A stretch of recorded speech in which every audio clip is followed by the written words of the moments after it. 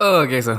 तो लोकी का एपिसोड 3 देखा मैंने और पर्सनली अगर अपना रिव्यू दूं तो मेरे को बस ये ठीक एपिसोड लगा, जस्ट एन एवरेज टाइप। बुरा नहीं था, बट अगर पहले दोनों एपिसोड से कंपेयर करें तो उनसे कम अच्छा था। लेकिन बहुत लोगों को ये अच्छा भी लगा, अपनी अपनी पसंद। इसमें हम लोगों को लोकी और लेडी लोकी के बीच में केमिस्ट्री दिखाई गई है बस। और इस एपिसोड से आधा सीजन 1 भी खत्म हो गया। टोटल 6 एपिसोड होंगे, तो जितना एक्सपेक्ट किया था वैसा तो नहीं था, बट ठीक था। तो चलो बात करते हैं इसी एपिसोड 3 के बारे में। और आप पहले जाके सब्सक्राइब कर दो। तो एपिसोड के स्टार्ट में मार्वल के जहर लोगों के बाद हम लोगों को वही लेडी लोकी दिखाते हैं। और साथ में इसके एपिसोड 2 वाली याद होगी, टीवी की सोल्जर C-20 होती है जिसको लेडी लोकी ने किडनैप कर लिया था। और ये दोनों अजीब जगह में होते हैं, बैकग्राउंड में डिचिक डिचिक गाने बज रहे होते हैं, बट एक्चुअली में यहाँ सब कुछ फेक होता है, एक इल्यूजन होता है C-20 के माइंड में। बेसिकली लेडी लोकी की पावर होती है, जो ये आगे भी एपिसोड में एक्सप्लेन करती है कि ये लोगों के माइंड को कंट्रोल तो करती है, बट उनके माइंड को अंदर से भी कंट्रोल करती है। ये उनकी सारी मेमोरीज देख सकती है, उनके माइंड को मैनिपुलेट कर सकती है, उनसे कुल मिला के चैटे कर सकती है। बस ये सब कुछ डिपेंड करता है कि सामने वाले का माइंड कैसा है, कि वो स्ट्रॉन्ग माइंड का है कि कमजोर माइंड का। मतलब वीक माइंड वालों को ये आराम से कंट्रोल कर लेती है, बट स्ट्रॉन्ग माइंड वालों में इसको प्रॉब्लम होती है। तो C-20 का माइंड भी थोड़ा स्ट्रांग होता है। हम देख सकते हैं लेडी लोकी का फेस कि काफी फ्रस्ट्रेट हो रही होती है इसको कंट्रोल करते टाइम,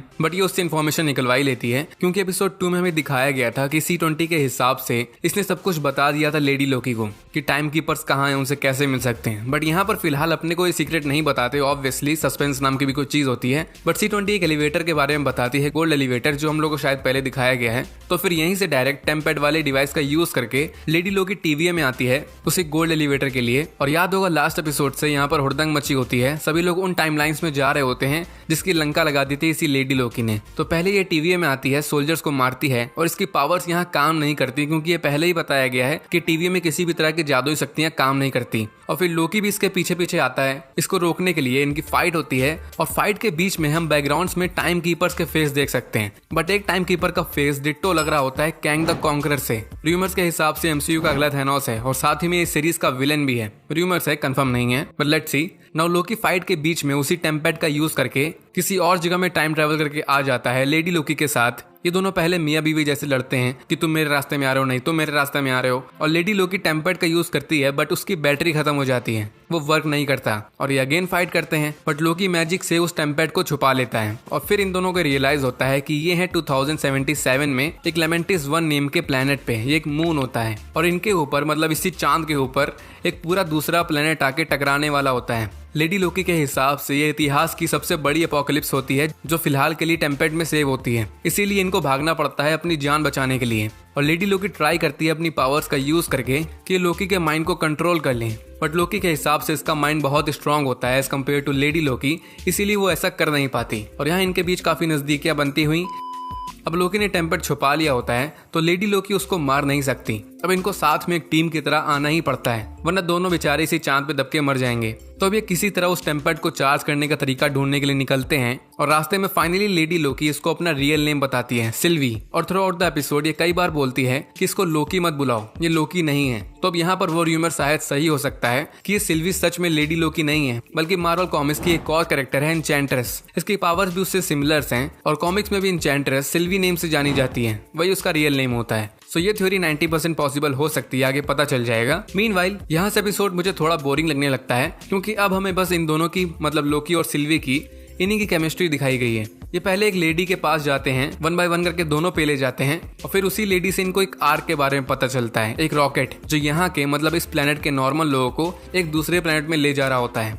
तो अब ये दोनों यहाँ पर न्यू प्लान बनाते हैं कि उस आर्क में, उस रॉकेट में इतनी पावर होगी जिससे ये अपने टेम्पेड को चार्ज कर सकते हैं, और फिर ये यहाँ से टाइम ट्रेवल करके भाग लेंगे। पर उस आर्क में जाने के लिए इनको एक ट्रेन में बैठना होगा, वो काफी दूर होता है, लेकिन इनके पास उस ट्रेन के लिए टिकट नहीं होता। तो ये दोनों ना चाहते हुए भी पार्टनर्स की तरह काम करते हैं, और अपनी अपनी पावर्स का यूज करके चालाकी से फाइनली ट्रेन के अंदर घुस जाते हैं। और यहाँ पर अब ये आपस में इमोशनली वाली बातें करना भी स्टार्ट कर देते हैं। लोकी बताता है कि ये अडॉप्टेड है, इसकी माँ ने इसको जादू सिखाया है। लेडी लोकी भी बताती है कि ये भी सेम वो अडॉप्टेड है, बट ये ज्यादा कुछ नहीं बताती जितना लोकी अपने बारे में बताता है। और अभी के हिसाब से ये दोनों ही लोकी होते हैं, तो अगर मानो ये एन्चेंट्रेस नहीं है तो ये लोकी ही होते हैं, बट डिफरेंट वर्जन। एटलीस्ट लोकी को तो यही लग रहा है कि ये लेडी लोकी ही है किसी दूसरे टाइमलाइन की। तो इसके हिसाब से जैसा इसके पास्ट में हुआ था वैसे ही लेडी लोकी के पास्ट में भी हुआ होगा, क्योंकि ये हैं तो सेम बट डिफरेंट टाइमलाइन के। और ये दोनों प्यार मोहब्बत वाली बातें भी करते हैं। और सिल्वी के हिसाब से एक लॉन्ग डिस्टेंस रिलेशनशिप में होती है किसी पोस्टमैन के साथ, इंटरेस्टिंग।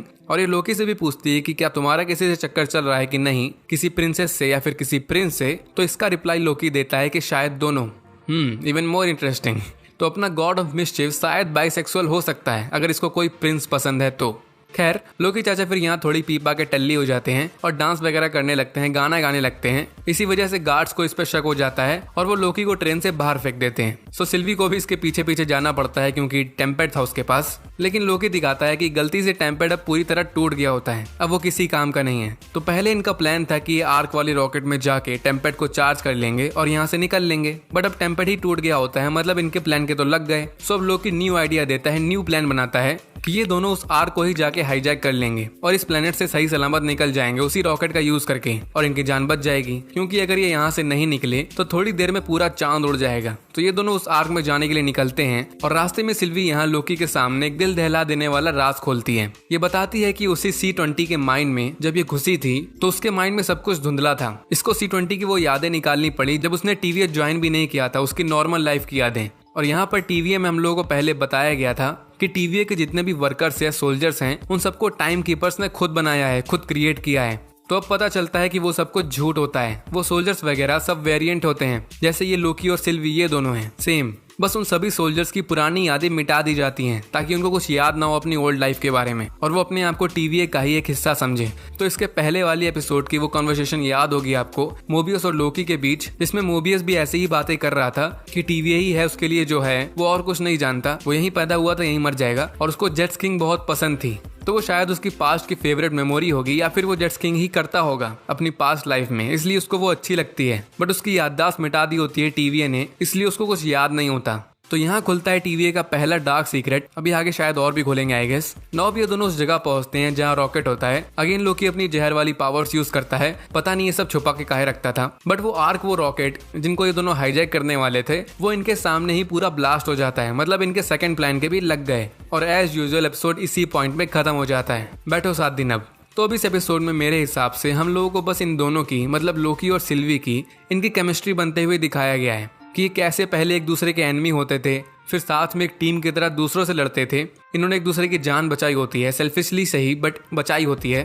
और फिर प्यार मोहब्बत वाली बातें भी करते हैं, ये इमोशनली बातें भी करते हैं। और जैसा एक्सपेक्ट किया गया था वही होता है कि लेडी लोकी इतनी बुरी भी नहीं होती जितनी इसकी इमेज बनाई गई थी पहले एपिसोड से। तो अब ये एपिसोड तो चलो ठीक था, एवरेज था, लेकिन अब मेरे हिसाब से इसके आगे वाले एपिसोड जो 3 बचे हुए हैं वो जहर होंगे। और टॉम सर ने पहले ही इंटरव्यू में बोला है कि उनके फेवरेट एपिसोड हैं 4 और 5। तो शायद मेन विलन का रिवील या फिर मेन स्टोरी का रिवील कि ये स्टोरी कहाँ जा रही है वो हमें इन्हीं आने वाले एपिसोड्स में पता चल जाएगा। और अब तो लोकी को भी टीवीए की थोड़ी बहुत रियलिटी पता है कि टाइम कीपर्स झूठ बोलते हैं। तो अब ये मोबियस को भी यही चीज बता सकता है कि वो इसी की तरह एक वेरिएंट है, जिसको सुन के शायद उसको धक्का तो लगेगा बट वो शायद लोकी की ही टीम में ही आ जाएगा और टीवीए के अगेंस्ट हो जाएगा। और मैंने सच में मोबियस को इस एपिसोड में मिस किया। सिल्वी और लोकी से ज्यादा अच्छी जोड़ी मुझे मोबियस और लोकी की लगती है पर्सनली।